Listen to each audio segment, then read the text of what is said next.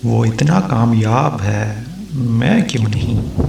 اس کے پاس اتنی دولت ہے، میرے پاس کیوں نہیں؟ وہ اتنا صحت مند ہے، لیکن میں بیمار کیوں ہوں؟ کیا ساری مشکلات میرے حصے میں ہی آئی ہیں؟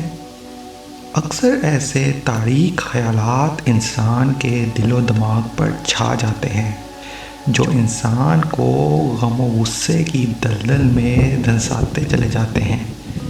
پھر چاروں طرف مایوسی اور نا امیدی پھیلی چلی جاتی ہے، اور بس پھر یہ حسرت بھری آنکھیں موت کی آغوش کے انتظار میں جم جاتی ہیں۔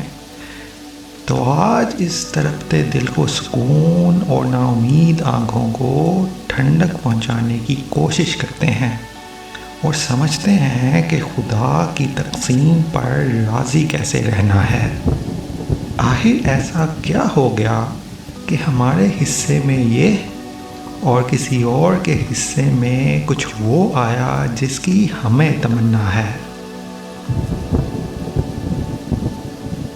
تو کچھ یوں سا ہے جتنا میں سمجھ پایا ہوں کہ انسان جب پیدا ہوتا ہے تو قدرت کی طرف سے اسے تحفے کے طور پر کچھ اچھی خوبیاں ملتی ہیں جو اس کی طاقت بنتی ہیں، اور آزمائش کے طور پر کچھ کمزوریاں ملتی ہیں۔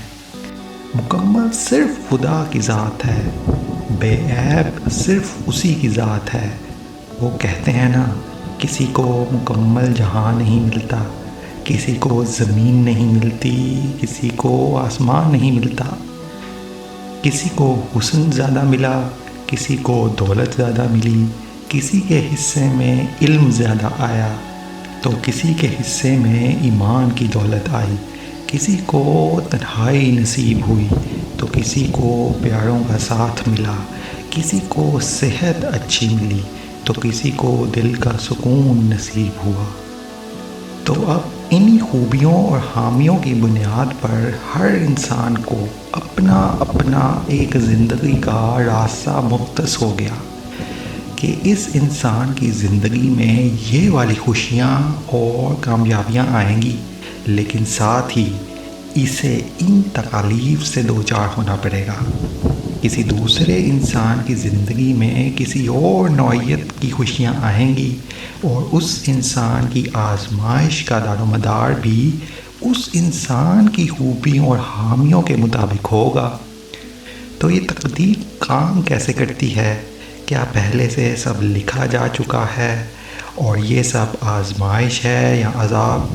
ان دونوں پر میں نے مکمل تفصیلی ویڈیوز بنا دی ہیں اور ان کے لنکس ڈسکرپشن میں ڈال دیے ہیں۔ اگر وہ جاننے کی جستجو ہو تو ان دونوں ویڈیوز کو لازمی دیکھیں۔ تو بات یہ ہے کہ ہر انسان اپنی اپنی زندگی کے راستے پر اپنی اپنی ٹائم لائن پر چل رہا ہے۔ کسی کے حصے میں کوئی چیز پہلے آئی ہے، کسی کی زندگی کی ٹائم لائن پر وہی چیز بعد میں آئی ہے، کیونکہ ہر انسان کی اپنی اپنی ویکنس اور اسٹرینتھ ہے، جس کی بنیاد پر سب کو اپنا اپنا لائف پاتھ ایلوکیٹ ہوا ہے، جس پر ہر انسان رواں دواں ہے۔ تو اپنی زندگی کے چیپٹرز کو کسی اور کے چیپٹرز سے کمپیئر کرنا چھوڑ دو۔ یوں سمجھو کہ ایک شخص کی زندگی کے چیپٹر 5 میں شادی لکھی تھی، لیکن آپ کے چیپٹر 5 میں تنگ دستی لکھی تھی۔ پھر زندگی میں آگے جا کے آپ کے چیپٹر 9 میں شادی لکھی تھی، اور اس شخص کے چیپٹر 9 میں نہ جانے کیا تھا۔ ایسا مت سوچو کہ اسے اس عمر میں یہ چیز مل گئی، لیکن مجھے اس عمر میں وہ کیوں نہیں ملی؟ کیا انتظار بس میرے نصیب میں ہے؟ نہیں، ایسا نہیں ہے۔ کیا معلوم اس انسان کی کچھ کمزوری رہی ہوگی کہ اگر وہ چیز اسے نہ ملتی تو وہ فنا ہو جاتا، لیکن خدا نے تمہیں اتنا مضبوط اور طاقتور بنایا کہ تم نے سب جھیل لیا۔ تو انسان کا کام ہے کہ خدا کی تقسیم پر راضی رہے، اس کی تقسیم بہترین ہے۔ ہم کون ہوتے ہیں اس کی تقسیم پر سوال اٹھانے والے؟ ہم کون ہوتے ہیں کسی سے حسد کرنے والے کہ اس کے پاس تو وہ سب ہے جس کی مجھے خواہش ہے، تو اگر مجھے نہیں ملا تو اس سے بھی چھن جائے؟ نہیں، ہرگز نہیں، ایسا نہیں ہے۔ اگر اس کے پاس کچھ اچھا ہے تو یقیناً خدا نے تمہیں بھی کچھ اچھا عطا کیا ہوگا، کیا معلوم کہ ابھی تمہیں اس کا شعور نہ ہو اور تمہاری آنکھیں ابھی اسے دیکھنے سے قاصر ہوں۔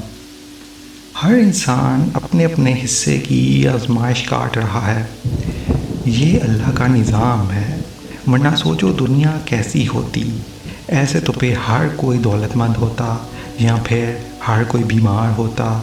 تو یہ سب اس رب کی تقسیم ہے، کسی کو کچھ عطا کر دیا ہے، کسی کو کسی چیز سے محروم کر دیا ہے، کسی کو جسمانی طور پر کمزور لیکن پھر دولت بہت عطا کر دی، تو کسی کو ذہانت بہت عطا کر دی کہ جس کو استعمال کر کے وہ دولت کما لے، کسی کو اولاد عطا کر دی تو کسی کو دل کا سکون عطا کر دیا۔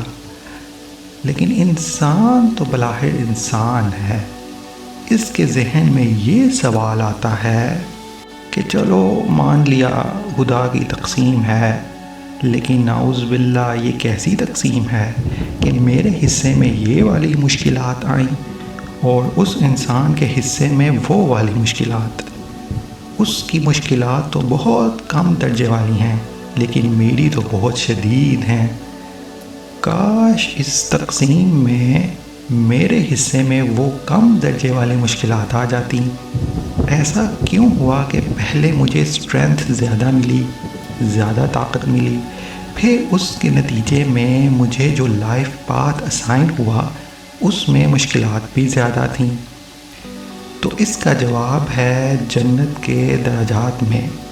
خدا نے جنت کے درجات بنائے ہیں، جس پر زیادہ آزمائش آئی اور وہ اس آزمائش پہ پورا اترا اور کامیاب ہوا تو رب کے حکم سے اس کا درجہ بھی جنت میں بلند ہوگا بنسبت اس انسان کے جس پر کم آزمائشیں آئیں۔ اب دنیا کی زندگی تو بہت کم مدت کی ہے، لیکن جہاں جانا ہے وہ تو ہمیشہ کی زندگی ہے، تو زیادہ فائدے میں کون رہا؟ کیا وہ شخص جس نے دنیا میں کچھ مدت والی زندگی میں کم مشکلات اٹھائیں، یا پھر وہ شخص جس نے دنیا میں زیادہ مشکلات اٹھائیں لیکن پھر رب کی رضا سے اگلے جہاں میں ہمیشہ کے لیے بلند مقام حاصل کیا؟ بہرحال بندگی کا تقاضا یہی ہے کہ انسان خدا سے خیر مانگے نہ کہ مشکلات۔ وہ رحیم ہے، نہایت مہربان، تمام تعریفیں اسی کی ہیں۔ اور پھر انسان پر جو آزمائش آ پڑے تو اس کو خدا کی تقسیم سمجھ کر اس پر راضی رہے، کیا معلوم خدا مستقبل میں ایسے نوازے کہ انسان خود بولے واہ کیا زبردست تقسیم ہے میرے رب کی۔ تو امید ہے کچھ مایوسی کے بادل چھٹ چکے ہوں گے اور دل و دماغ کی ہلچل کو سکون ملا ہوگا۔ ایسی ہی علم و حکمت والی ویڈیوز کے لیے اس ویڈیو کو لائک، شیئر اور چینل کو سبسکرائب کریں۔ کمنٹس میں اپنے خیالات کا اظہار کریں۔ تو اگلی ویڈیو میں پھر ملتے ہیں، شکریہ۔